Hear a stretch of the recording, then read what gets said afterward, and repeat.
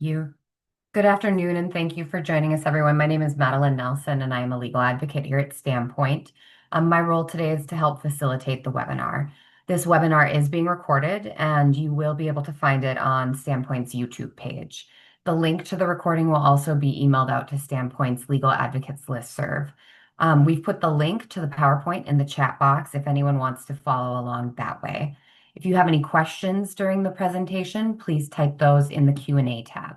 For those who are not familiar with Standpoint, we are a statewide organization comprised of a team of attorneys and advocates working to assist individuals who have experienced domestic violence, sexual violence, and trafficking when it includes domestic or sexual violence. We also provide assistance to systems professionals who work with survivors. We do this by facilitating trainings and answering calls to our action line. Examples of our trainings are the annual new laws throughout the state of Minnesota, monthly webinars for advocates, and other trainings by request.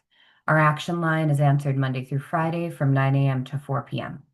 It is through our action line that our advocates provide legal advice and our attorneys rather provide legal advice, and our advocates connect callers with resources, safety plan, listen and help callers identify possible options and next steps. Today, we have Betsy Mevison from Minnesota Elder Justice Center, who graciously agreed to present for us. The name of this presentation is Elder Abuse 101, Advocacy for Older and Vulnerable Adults Experiencing Abuse, Neglect, and Financial Exploitation. Betsy is the Victim Services Manager at Minnesota Elder Justice Center. She joined MEJC in March of 2020 and is passionate about supporting individuals and the community to address and heal elder abuse concerns. She has provided holistic and client-centered domestic abuse advocacy for over 13 years, and she holds a Bachelor of Art in Psychology from Bethel University. Her self-care includes gardening, cross-country skiing, and listening to the music her family makes. Betsy, thank you so much for being here today and preparing this for us. I will now pass it over to you so you can get started. Thank you. Thank you so much and welcome everybody. Thank you for sharing some of your afternoon with me and some of your day with me. We are going to cover kind of a broad spectrum of how domestic violence, sexual assault, financial exploitation impacts the population of older and vulnerable adults. So we'll talk about that together today. Make sure I can figure out how to forward my slides. There we go. So a little bit about me, you heard my bio. I'm thrilled to work for Minnesota Elder Justice Center. I love it here. And all of the colleagues that I get to work with, we serve the whole state of Minnesota. So that means we're mostly remote, working from home. We do have office space soon to move into, maybe by fall. But really, we're kind of scattered across the metro and even northern Minnesota and serve all of our participants in the state remotely. So going through kind of what we'll talk about, and I invite questions or dialogue through the chat or the Q&A boxes, and we can kind of intersperse those if anyone has a pressing case example or question. Otherwise, we'll have ample time at the end of the presentation too to kind of dialogue and get a little bit more into details. But I'll introduce who Minnesota Elder Justice Center is. We'll kind of review the definitions and statistics that are at play right now that we are in the population that we serve, and then understand those unique dimensions that involve advocacy services for this population, because they are nuanced and it's nice to be able to call those out, recognizing the common dynamics of abuse in later life, and the unique barriers that exist for not only reporting, but systems responses and just the different considerations to have when you're advocating for an older or vulnerable adult. And we'll go through some of the resources that exist to respond to that also. So the Minnesota Elder Justice Center has been around for the last 10 years.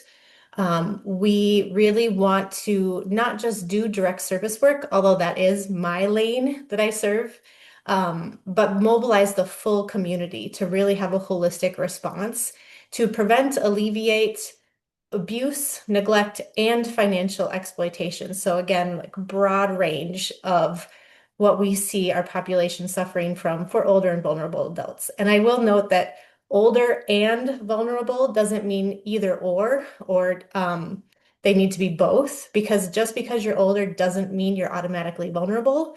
And you can also be a vulnerable adult and not be older. So even that dynamic of who do we serve, older and vulnerable, doesn't have to be meaning one and the same. We do this through public awareness, so education, training like this, in not only the public but the private sector as well. So talking to financial institutions, our county institutions, law enforcement, really trying to build that education base in our community. And then we also have a really robust public policy. So we do work with the legislation. We do have a lobbyist who tries to craft meaningful change in the system's response. And then there's my lane with my team, and we provide that direct service through our helpline and our advocacy and legal support. I will put out our plug. Here's our one commercial.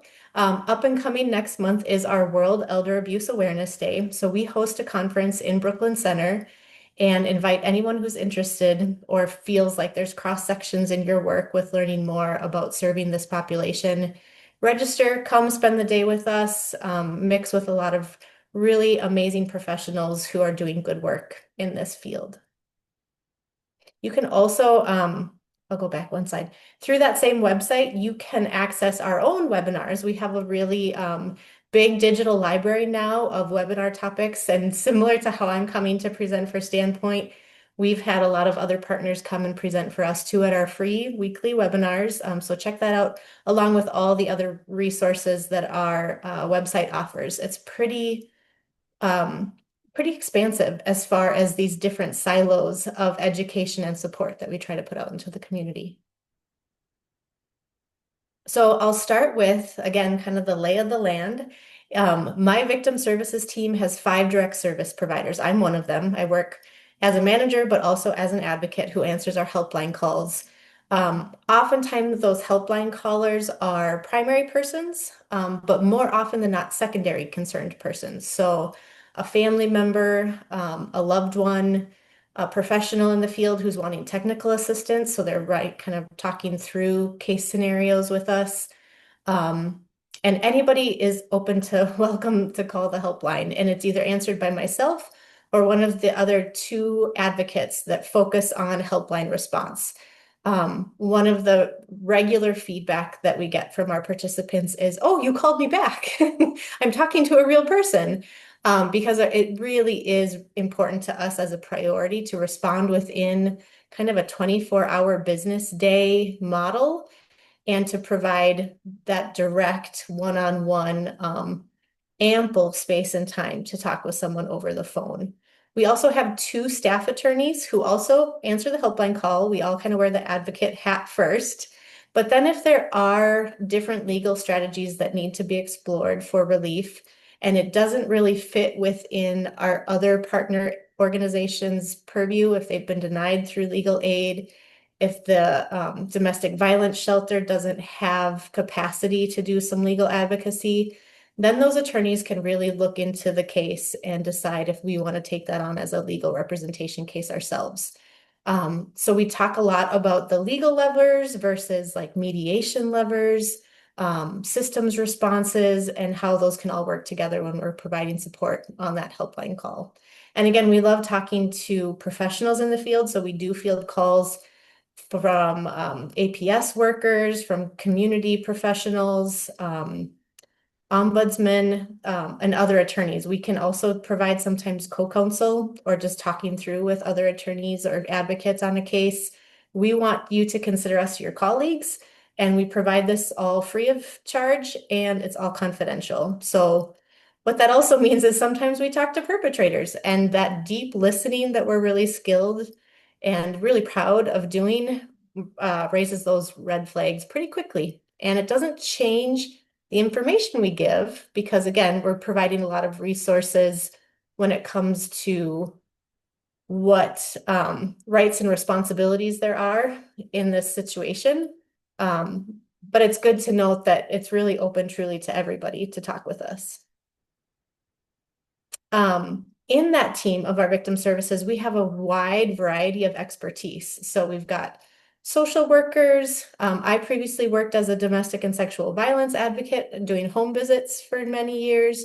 We have a previous nursing home staffer who's now an advocate. Paralegal work has been done. Obviously, our attorneys have their different private practice and civil legal aid practices they've had. Um, Experience with waivered services, and then we all come from our own family of origins and have had experience with that personal and professional caregiving experience ourselves. So really come at this work as whole people doing holistic work with individuals that we don't just view as having a problem. We really want to look at it from a strength-based perspective and really want to take care of not only our community members, but also our team and ourselves too. So if you're an advocate, definitely we prioritize self-care and just doing that secondary trauma processing together and what that support looks like for our team. So here is the helpline number. It's right there in the middle. And people can also reach out to us through our website. We do have a virtual form that can be filled out, and that flags us to be able to call or email someone who needs access to our services as well.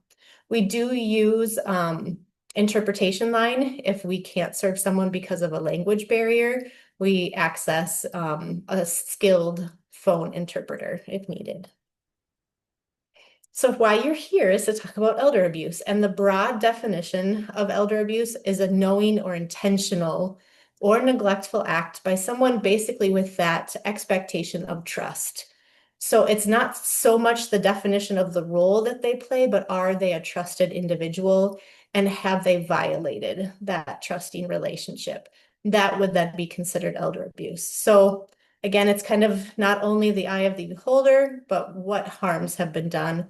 What can we do to respond and to prevent this from happening? And we know it's on an increase, unfortunately. Family members are the primary perpetrators of all the types of older and vulnerable adult abuse. Really, financial exploitation is becoming more and more prevalent. We get a lot of calls about real property concerns and transfers also. So not only the bank accounts are getting skimmed or scammed, but property possessions are being taken, manipulated. Illegal mechanisms are happening to take assets from people. And unfortunately, it's usually adult children or grandchildren that are primary perpetrators. We know, like a lot of domestic violence, this is severely underreported. We're just not getting those calls. And it's not just us, it's our systems response. So the adult protection services, the MARC responses aren't necessarily being made as often as the abuse is occurring. And we anticipate as our states and our nation's population ages, that this will become more and more of a concern. So not just, the family members, those trusted relationships being abusive, but also the intimate partner violence, that kind of fits within this too. So there can be the domestic violence of an intimate partner relationship, but also the layers of adult children, adult grandchildren, and sometimes we even expand it out to consider what a system's power and control overreach looks like as well. So we do talk about situations of guardianship and conservatorship that tend to be an overreach or going into authority that might feel exploitive or abusive to a primary person. So all the different types of abuse that we see in older life is the domestic violence later in life. It can include physical abuse or neglect, definitely emotional, psychological abuse. That's one of the main factors of coercive control and manipulation. Sexual abuse does happen, and a spiritual abuse, kind of withholding someone from being able to attend their spiritual practices or communities. Financial exploitation is the number one cause of noticing older adult abuse. It's kind of what we call the red flag abuse, is financial exploitation kind of shows up first. But then we see the underlying neglect and then sometimes self-neglect, which is when we also rely heavily on our adult protection services workers to really go in and try to help solo seniors if there's self-neglect happening. Most of you are probably really familiar with the domestic and sexual violence power and control wheel. And this is what we all use in the field to kind of explain the different sectors of a relationship in a life and how violence can kind of infiltrate and take over someone's power and control in an abusive way. The power and control wheel for abuse in later life looks a little bit different. It still has these different segments of a person's life and how that violence can kind of infiltrate, but it's got these spokes of emotional and psychological abuse that I mentioned. And that's really the key factor in exerting that coercion. Because it's a trusted relationship, using those manipulation tactics in a really abusive way is how this whole system tends to perpetrate itself. And depending on the type of relationship that that trusted relation or trusted person has with an older or vulnerable adult, whether it's an intimate partner or a child or grandchild, that's the piece that looks really different compared to most of what we serve in the domestic and sexual violence advocacy roles. Because with an intimate partner, when it gets to be like decades of this relationship, there's a different kind of entrenchment in that domestic violence relationship.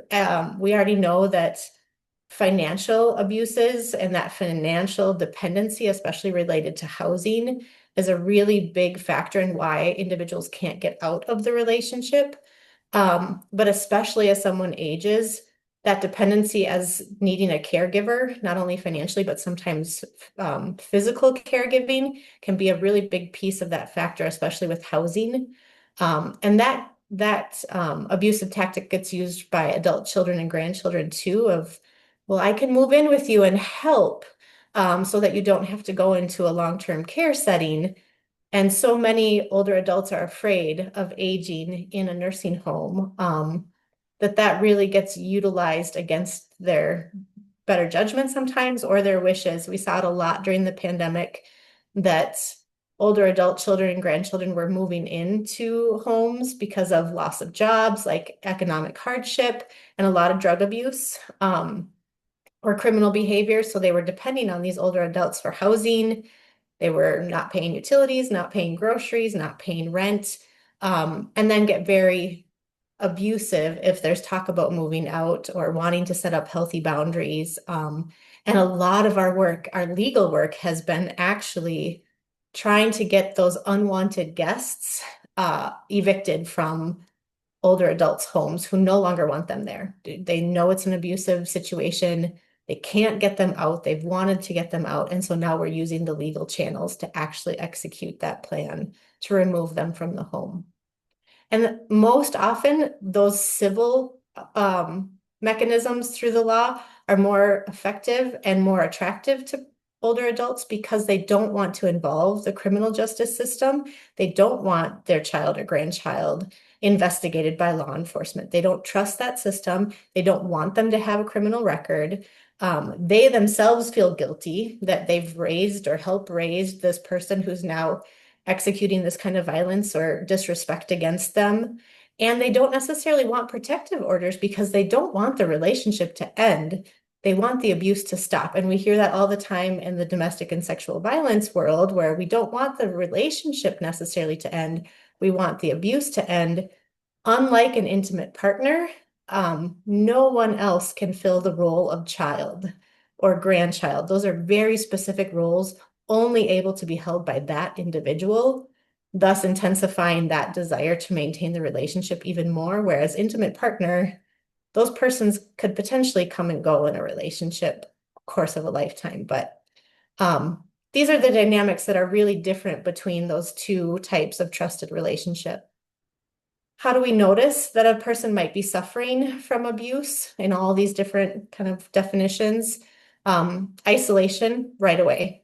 They no longer get to talk on the phone without someone hearing or answering the phone for them. They don't have access to a cell phone that they can actually use, whether through loss of hearing or visual impairments. making sure that they have a way to communicate with others when they want to is very helpful in trying to break that isolation. But that's a huge piece where no one can actually get in touch with them or hear from them or inquire to how things are really going.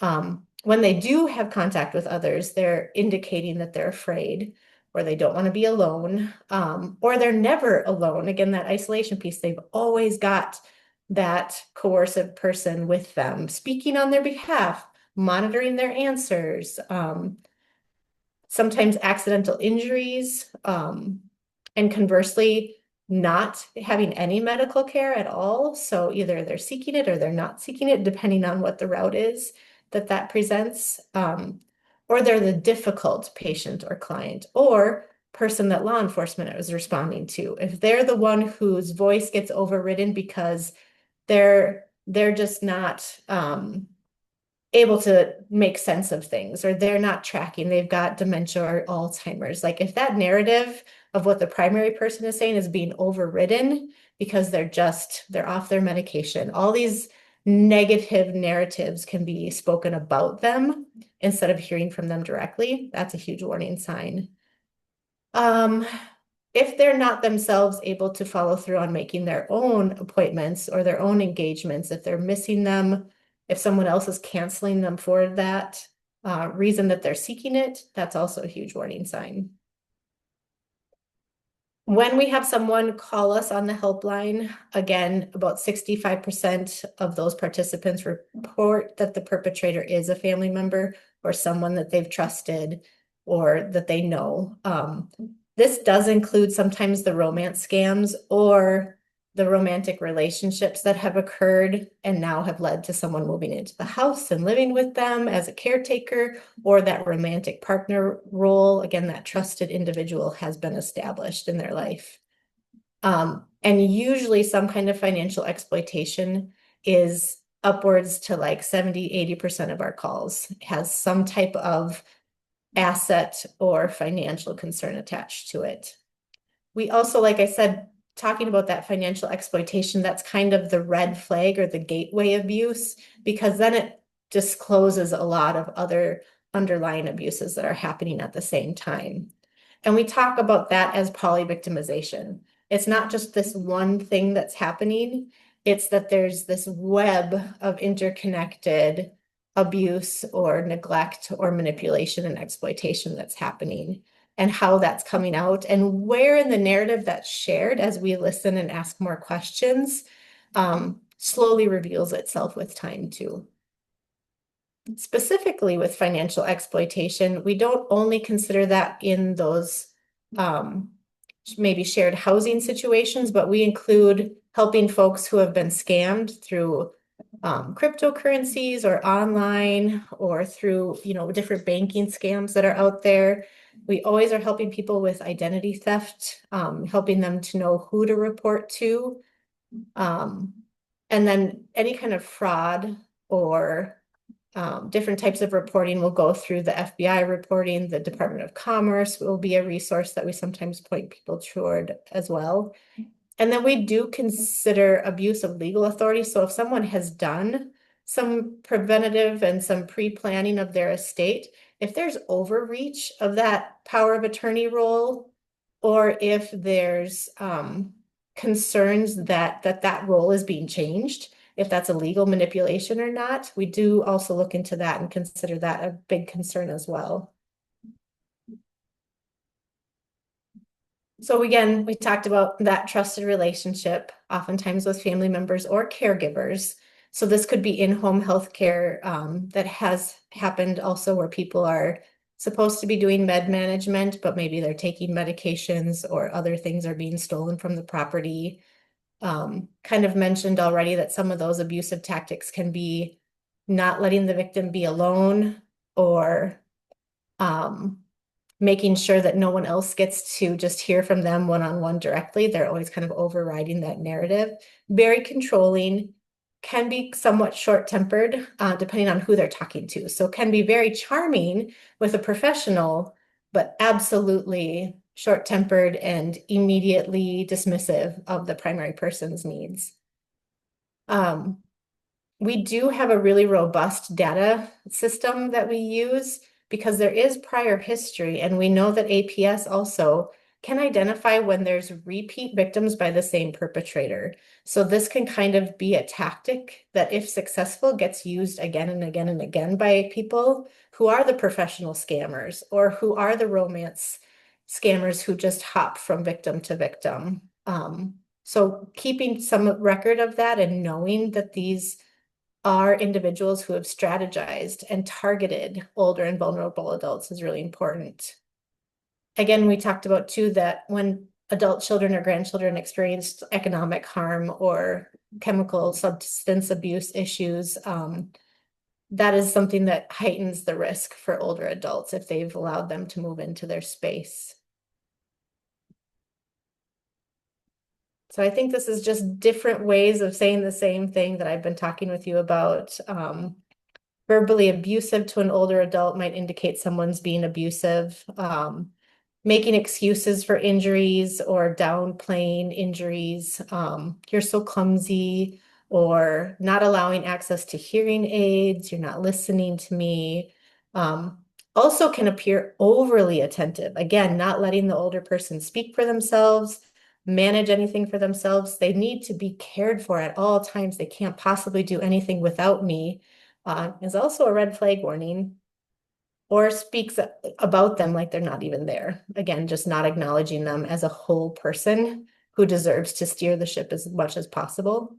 That's something that we really want to make sure that we're calling out sometimes too. Even those with good intentions can sometimes be overly controlling, and we don't want that to tip the scales into an abusive or exploitive situation. We will talk more, portrays themselves as a victim. So caregiver stress is something that I'll note on the next slide here. Some of these red flags are hard to see. And one of the trainings I went to a few years ago indicated that most, which is heartbreaking, but most of the public sector doesn't view elder abuse as abuse. They actually write it off as dynamics of a relationship and don't take it seriously. Oh, that's just how we talk to each other. Or, well, that's just, I have a right to this, or mom wants me to do that or this. Like they do not have a healthy, functional relationship, and it has gotten to the level of abuse, but they don't recognize it as such. So even looking for those patterns or clusters of indicators does suggest that there is a problem. Other things to note. So especially if there's that overreach, that power and control dynamic is at play. They're moving into an older adult's house with the guise of being helpful or helping you age in place, but is it really beneficial? And is this truly a helpful relationship?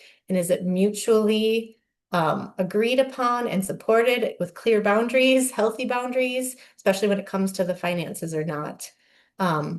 Does that person have access to that primary person have access to their own records, their own information, their own cell phone, their own mechanism of transportation? How dependent are they on this one person, and how at risk are they of being isolated? Also, that overreach of, if there's been any kind of agreement that decision-making can be substituted, making sure still that that primary person gets to steer as much as possible versus one sibling or an adult child taking over and just deciding what's going to happen to their house, moving them into a long-term care facility against their wishes, maybe out of a community that they wanted to stay in. Overreach of that power of attorney document. So even if someone's been named as an attorney, in fact, are they, and we see this a lot, are they demanding of a long-term care facility that they can't have visitors, or they can't have certain relationships or conversations with attorneys or advocates or other family members or friends? That's an overreach. There is no legal grounds for that legal authority, which is only financial, to be dictating what kind of relationship this older adult gets to still engage with. That's up to them. So we do see that, though, that facilities get paid by this entity, so they tend to sometimes allow them to make more decision making, give them more authority than they're actually legally supposed to be allowed to do. Same thing goes with guardianship and conservatorship. Guardians and conservators don't get to determine the person's relationship unless there's good safety reasons to restrict a relationship, and then they have to go through a court process to indicate why and who that is.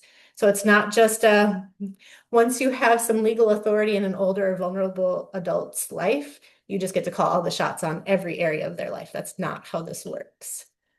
I told you I would come back around to that caregiver stress. Well, I'm the victim because it's so hard. Mom is just really declining and she needs so much care. Everybody experiences that kind of stress, but it's never an excuse for abuse. It's never, ever something that can't be an actual decision. Abusers specifically target older adults for their vulnerabilities and their perhaps loss of capability. So that's not an excuse. Caregiver stress is not something that is going to create, they want the sympathy, but that's not going to create a system of relief. And our focus is always going to prioritize the older person's experience. We all hopefully know the first step in reporting abuse across the state of Minnesota. If we suspect abuse, mandated reporters have to report it in. Anyone can make an anonymous or an identified MARC report, Minnesota Adult Abuse Reporting Center. That's a phone number, it's 24/7, and it will trigger a response from either a screening of Adult Protective Services, Office for Health Facility Complaints, or law enforcement. It will kind of go to whoever the lead agency on a particular issue is. Unfortunately, we know that a lot of reports are screened out. So while this is a good first step, if need be, for a systems response, this isn't most people's go-to. And oftentimes when people are calling the helpline, maybe it's because they've made a MARC report and it's been screened out, so there's not going to be a systems response that was triggered, or they're afraid to make a MARC report because they don't want to relinquish that kind of autonomy in deciding what happens next. They want relief, but maybe they don't want a systems response that they no longer have a say over how that goes.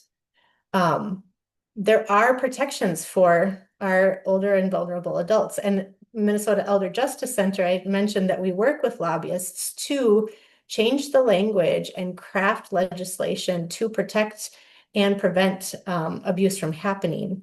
So in the vulnerable adult statutes, we have these definitions that, again, MARC can only help if you're categorically and statutorily defined as a vulnerable adult. So even if someone's older and abuse is happening, if they don't fall into that definition of vulnerable adult, which is this statutory language, they have to meet that criteria for that system's response to be triggered.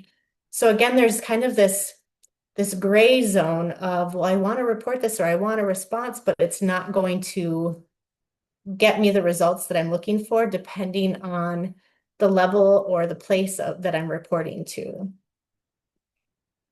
Same thing, like we have criminal neglect definitions. So if someone is intentionally allowing these conditions to hurt someone else, there are criminal consequences.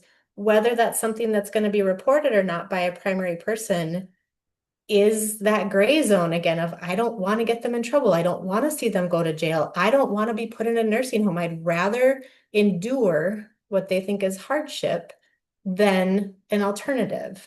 So we'll talk more about these barriers to reporting, but these are real reliefs that are built into our systems, but whether they're appropriate systems responses for an individual's situation is kind of that gray zone that we're happy to talk with people through on a helpline call.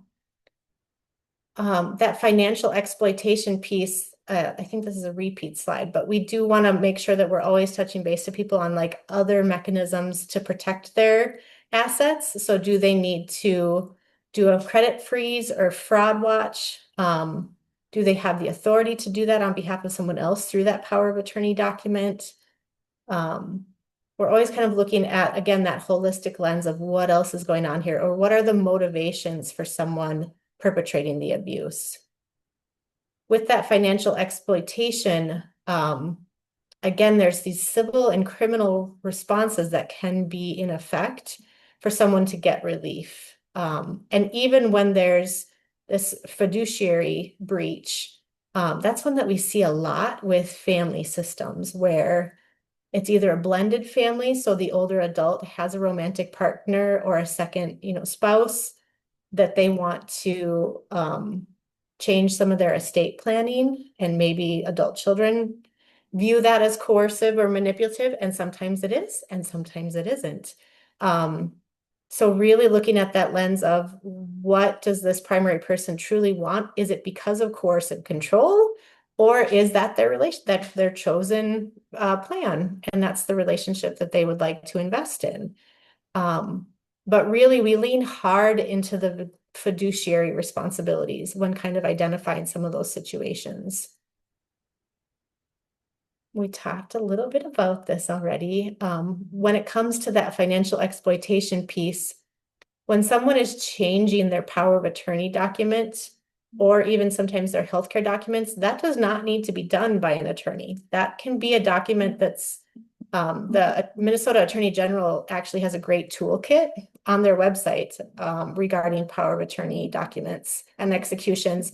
And a notary is not responsible for gauging capacity.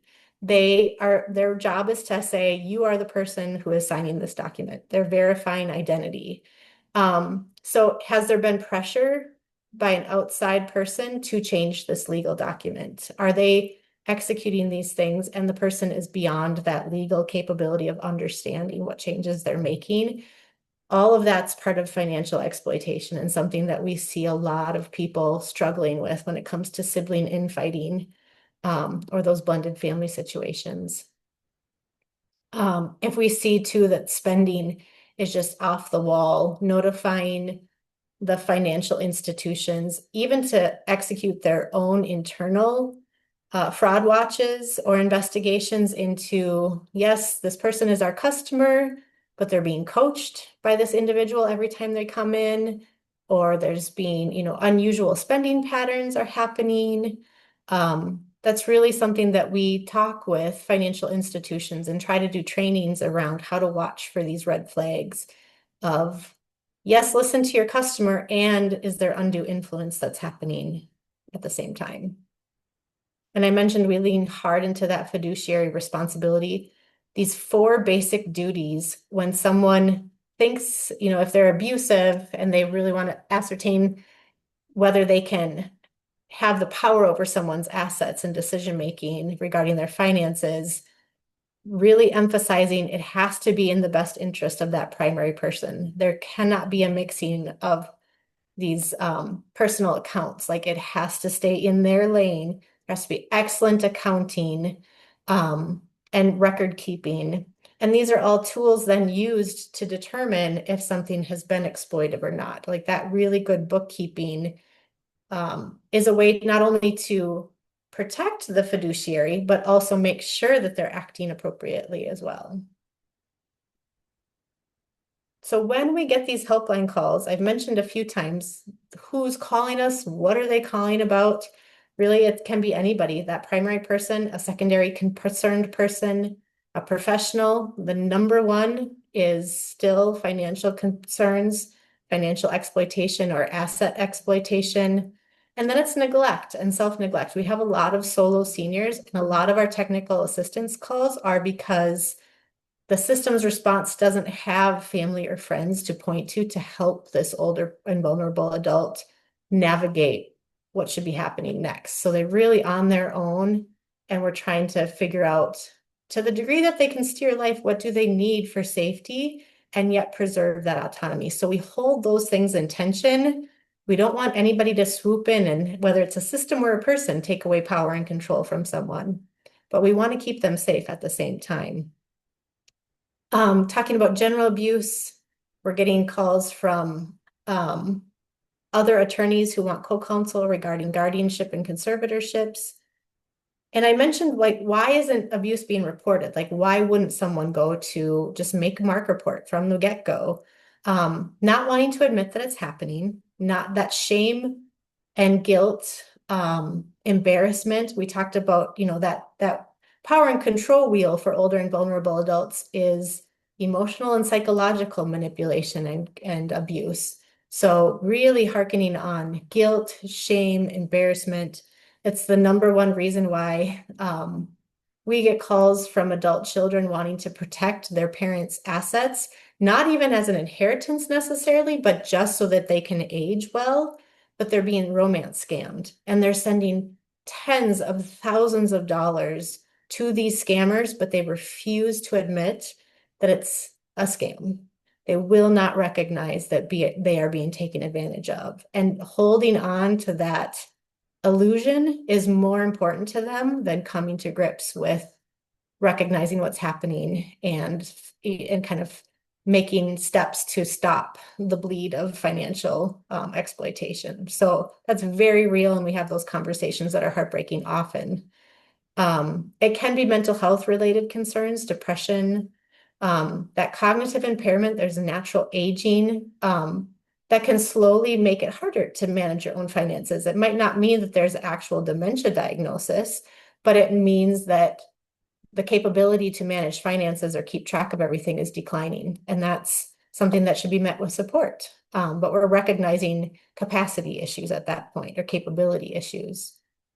Really the desire to remain autonomous, not wanting to give an inch because you're afraid they're going to take a mile kind of situation. And there's many, many cultural boundaries. Again, we keep really good statistics, and still after 10 years, the majority of our callers are white Caucasians who speak English. And we try to build bridges into our minority populations and our immigrant populations because we want to be able to find internal resources for them that really meet those cultural needs, but recognizing there's a barrier there for trying to make there be expertise that's responsive in the way that it needs to be.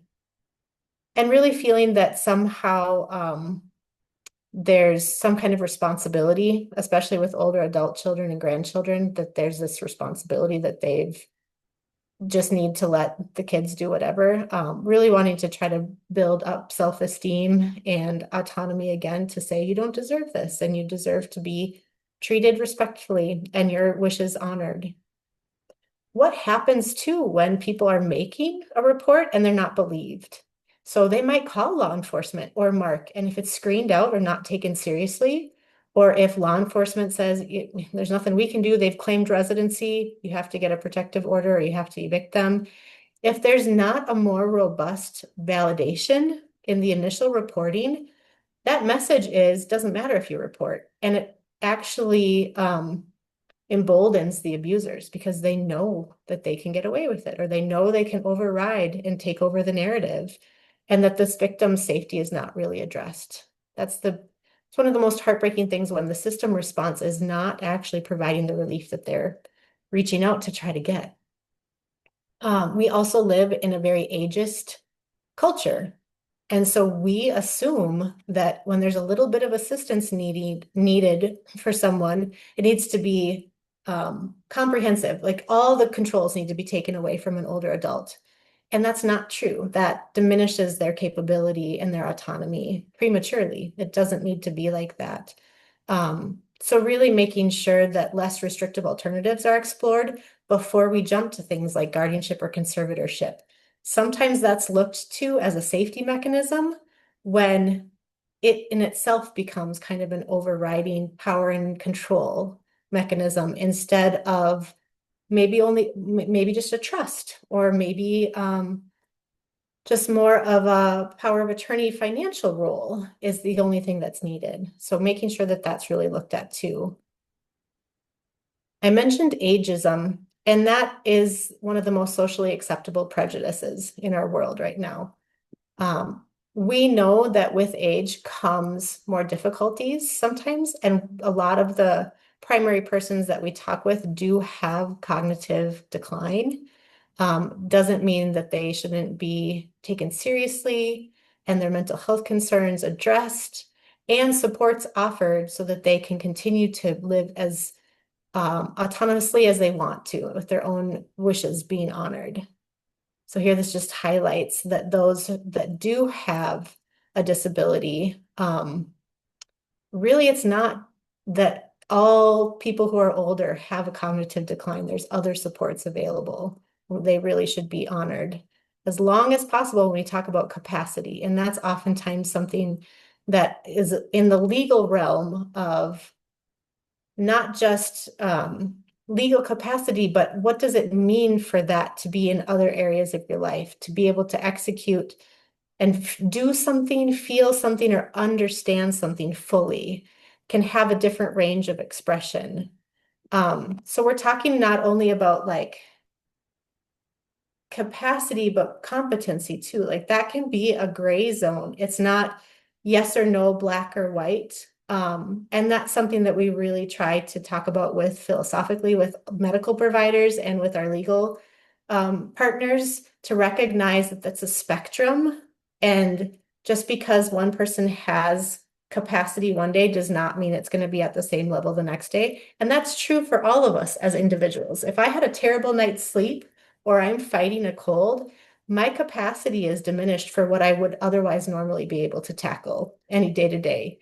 And when we view that through the lens of an older adult's experience too, it's not one and done. It's not, we check the box on the legal form that says you no longer have capacity. It's really needing to track that and make sure that we're not stripping anyone of their decision-making rights prematurely or irresponsibly.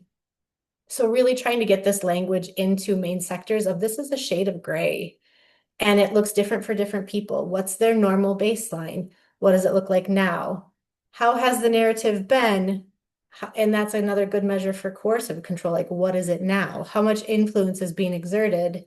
Where have the lines been crossed when we think about this as a continuum? And dealing with ageism, doing our own self-check when it comes to ageism as a bias and recognizing that within our systems responses as well. One of the great things we are learning more and more about too is this kind of posture of entitlement and how that comes into play when it comes to abusive tactics as well. So especially with these interpersonal or family dynamics, what are the cultural norms in this family? And is entitlement a risk factor? When we look to Dr. Mylene Strums, she works at did a lot of her research at the University of Minnesota. And we've got these different levels of entitlement, but when does it cross the line and risk becoming something that a perpetrator kind of holds this entitlement of, well, I should get to go through your jewelry and pick out what I want, or I should get the inheritance of the house and all the farmland, not your new spouse. Like I am the one who should get to have these things. And when does that become abusive? This entitled posturing and mindset that they might not recognize as abuse. It's part of that family dynamic, but recognizing that this is something that's a very cultural piece of our area in particular too. So what are those empowerment support tools that we can offer individuals when they seek help or when we have a secondary concerned person call the helpline? Everybody who calls the helpline is met right away with that respect and validation and deep listening. That is our goal because we can't offer appropriate resources and referrals if we don't fully listen. And sometimes that means we listen for a really long time, and we feel very privileged to offer that because many of our partners don't have that luxury of that is your primary focus is just to listen and understand and validate. But that's key to the work that we do. And one thing that we want to emphasize is the key to advocacy. I mean, really that human to human energy exchange of I'm going to pour into you because that in itself is a very healing experience, not therapy, but it can be therapeutic. And then we can do the systems navigation. Then if we've listened well, we can hear what the goals are and we can let the participant, that primary person, tell us, no, criminal justice system is not going to work for me. Like, that's not what I want. What I really am interested in is making sure that these assets go to that person, and I don't want this other relationship to continue to manipulate and point, kind of muddy up the whole water of where my end goal is for how I want to age. They get to lead that planning apart from our judgment and decision making. So when we're holding that space with someone over the phone, when we're talking with them, our agendas are off the table. It's really what is safety to them. And we know this as domestic and sexual violence advocates. They are the experts of their life.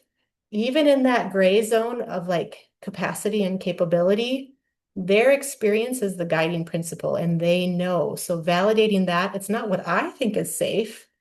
And that's a different role than maybe an APS worker or law enforcement worker would have the same perspective. Like they don't have that necessarily same judgment-free zone that we as advocates really need to sustain. And that deep compassion and empathy and validation. Like I can't stop proclaiming enough how important that is and how even if we've hit a dead end and they've already tried every resource and referral that we've given them, they still are walking away with a positive experience by just being listened to. And if that's done well, that's the main service that we can provide. I'm happy with that at the end of the day. Because really it is about building that safety and that rapport, and that can transfer into some of our partner referrals. It's like, well, we think that this place is the right place for you. And it's not to shrug them off. And again, this interpartner relationship building with other nonprofits and with other systems responses, that becomes really important because we're not going to always be able to vet what's going to happen next. But if we as professionals maintain those relationships, then we can more appropriately do the warm transfers or the warm handoffs or the consulting work that we need to do with each other to kind of collaboratively wrap around each case to the degree that we can. Multidisciplinary teams are really effective too. The more that we can sometimes do roundtable conversations. One of the things that we offer on the helpline is doing those types of conference calls with multiple family members, or let's pull in your caregiver, or let's pull in your social worker. Like, let's all get on the same page and hear from you directly.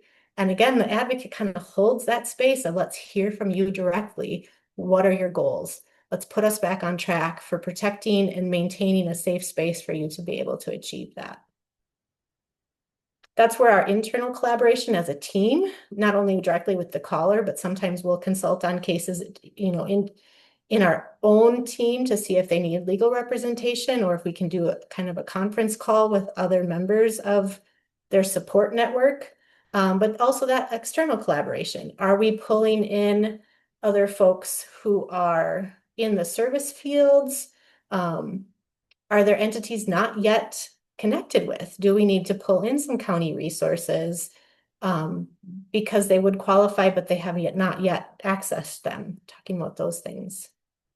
And again, when we do this as advocates, especially for older and vulnerable adults, that preserves their autonomy, even if they have diminished capacity in some realms, to the degree that which they can steer their own life in other realms, that autonomy is a protective factor against abuse. And healthy relationships, there was another great researcher that offered this a few years ago. I learned, really healthy relationships for an older adult are both a preventative measure against abuse, but also a healing factor when abuse has occurred. So those relationships are so key on both ends of an abuse situation. The other thing that we really do on our helpline is that safety planning piece with older victims. Again, anchoring on their expertise of their own lives and knowing what these relationships are like. But if they're talking about going into a domestic violence shelter, if they're talking about giving someone their eviction notice, and it's a 90-day notice because they're not a signed lease, it's an unwanted guest, recognizing like, well, what else is involved here? Again, that holistic lens of we're not just focused on one area of safety, get the abuser out. We're talking about, have they been doing any kind of grocery, shopping for you, management when it comes to like a shelter placement. I've made many calls to shelters being like, do you have a bed that's not a bunk bed because my participant can't climb up a ladder? So just all kinds of things like that. We're looking beyond sometimes what would be typical victim safety planning for domestic abuse and doing it more broad spectrum when it comes to mobility, medication, cognition, transportation, whatever that looks like. We want to make sure that we're addressing that in safety planning, especially because I'll back up here for a second. Especially, with domestic violence victims, to get away to a shelter is different than staying in your home and trying to get someone out. And what are the safety concerns about when they receive that notice to vacate? Do you need to be away for a period of time, or do you need to have someone else in there, that space with you, if we're trying to execute someone being removed? So kind of different categories of consideration when you're looking at these different responses. They can be those legal responses. It could be criminal or civil. Again, a lot of the conversations that we have are regarding civil responses, what's possible. Criminal cases can still be executed, and sometimes they are, and then we're helping those secondary concerned persons understand there's a difference. And sometimes secondary concerned persons call us and want things to be investigated and criminally charged that aren't criminal cases. So kind of explaining those different systems is really important to people as well. So things that Minnesota Elder Justice Center do, we can do protective orders. And again, if that's needed and one of our partner organizations can't do it for whatever reason, that's something our staff attorneys can execute if it's safe and appropriate and meets statute. But oftentimes it's doing like an eviction process or something instead that's also through a civil court.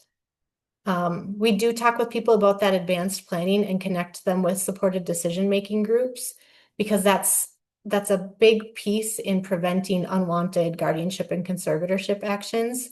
Thankfully, we were part of getting language changed for guardianship and conservatorship, having there be the option to have it be looked at repeatedly, have it be something that's renewed, not necessarily once and for all, and that person has rights. There's a Bill of Rights for subjects, persons subject to guardianship and conservatorship, that recognizes their humanity a little bit more than just objects to be cared for. They're subjects to be empowered.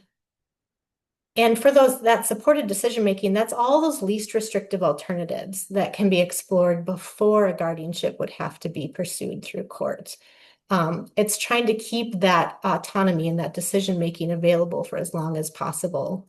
And that's a safety mechanism. We know that it is. We don't want a system to take power and control and just be another abusive entity if not necessary. So you as professionals, what are some strategies that you can implement in working with this population? Really orienting all communication, whatever the professionals at the table are or family members, it's really about that primary person, that original participant, anchoring it on their voice, their narrative, giving them back that power is really important. And then looking at all strategies after that of what are their goals, what information and referrals are going to be the best centered around what they are seeking. And then how do we do the follow-up care too, making sure that that's actually effective. Wherever you can, presume capacity. Again, knowing it's on a spectrum. And is this a good time to talk? You sound tired. Are you not feeling well? Could we schedule a different time? What's best for you so that we can get them into that best range of decision-making and communication as possible. And then doing our own self-check on that ageism bias, on maybe like a disability bias, on all the things that we know as humans we can sometimes be faulty of. Let's do the work to check ourselves regularly on if we're at a limited capacity ourselves to do the best work that's being required of us. And I'm open to hearing how other partners function. Like, what strategies do you use to best serve your the folks that come to your table? And also for you, like, should you call us? Like, oh, maybe if you have a gut feeling that you might want to consult with us on anything, call our helpline. We would love to talk with you. Again, we learn from you. This is how we keep a pulse on what's happening in the community and what others are facing. We need each other, especially in this climate. So let's keep building that mutual support and that coalition mindset.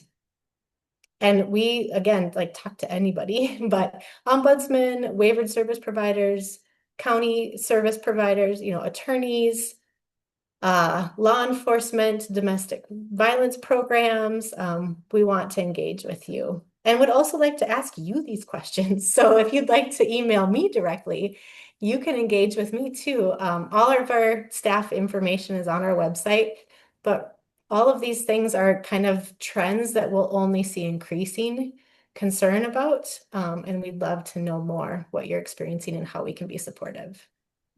At that, if there's any questions or any dialogue we'd like to have, this is kind of what I had to offer and then see what floats up as far as questions.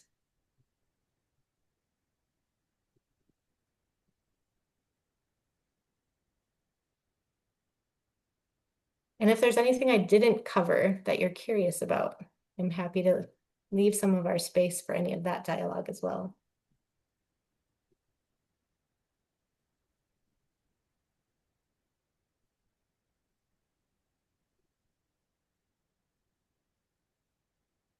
We don't always get a lot of live questions with these, Betsy, but thank you so much for all that great information and for your insights. That was really wonderful.